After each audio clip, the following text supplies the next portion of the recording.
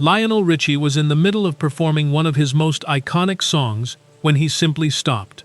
Not because the concert had ended, not because the crowd had gone quiet, but because, at 77 years old, his body sent a message that no amount of determination could ignore.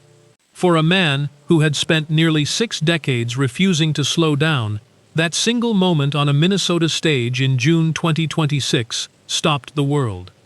To understand why it hit so hard, you have to go back to where it all began.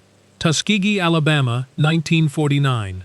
Richie grew up on the campus of the Tuskegee Institute, surrounded by educators, veterans, and musicians, in a community that valued achievement even while the Jim Crow South worked to limit it. His grandmother was a classically trained pianist. Gospel, jazz, and rhythm and blues filled his childhood home, long before he ever imagined performing professionally. And honestly, he didn't. His plan was tennis. He arrived at college on an athletic scholarship, with no intention of becoming a star. But music had other plans.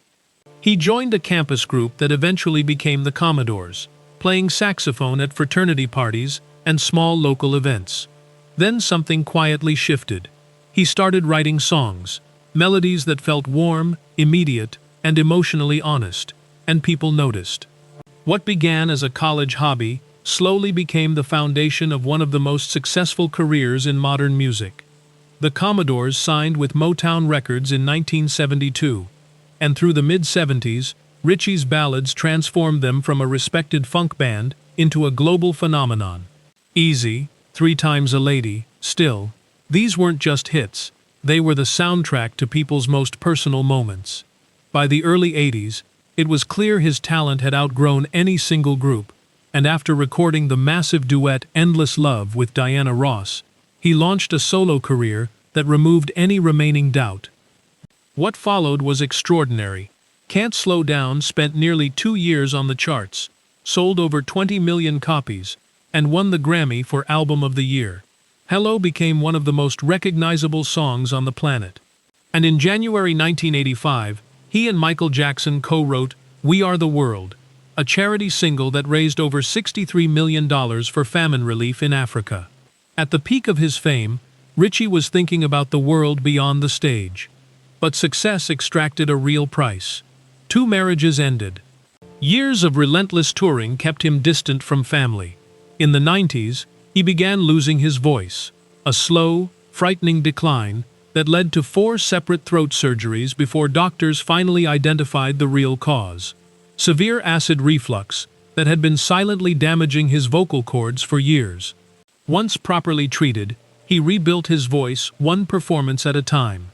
What could have been the end became, instead, another chapter. He went on to mentor a new generation as a judge on American Idol, watch his children build remarkable lives, and continue touring into his late 70s, because for Richie, performing was never simply a job.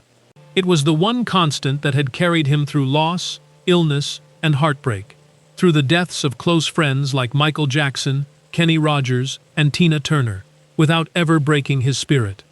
That's what made June 24, 2026, so quietly devastating. When Richie sat down mid-song in front of 10,000 fans in St. Paul, Minnesota, audiences weren't just watching a health scare. They were watching a man who had given everything to music finally encounter something he couldn't outwork. His legacy isn't just 125 million records sold. It's what those records meant to the people who played them on the worst and best days of their lives. If his music has ever meant something to you, drop your favorite song in the comments. And if you found this story worth your time, a like and subscribe means more than you know.